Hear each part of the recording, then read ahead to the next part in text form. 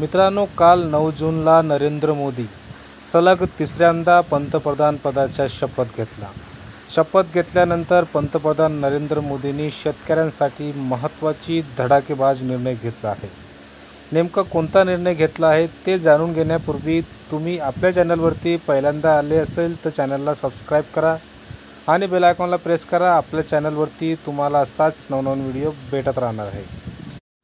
पंतप्रधान नरेंद्र मोदी यांनी आपला पहिला निर्णयामध्ये PM किसान योजनेच्या 17वा इन्स्टॉलमेंट संदर्भात महत्त्वाचा निर्णय घेतलेला आहे. मित्रांनो, देशातील 9.3 करोड शेतकऱ्यांना 20,000 करोड रुपयाचा लाभ या ठिकाणी शेतकऱ्यांना देण्यात येणार आहे. मित्रांनो, अशा प्रकारचा निर्णय पंतप्रधान नरेंद्र मोदी यांनी आपला पहिला निर्णयामध्ये समावेश केलेला आहे.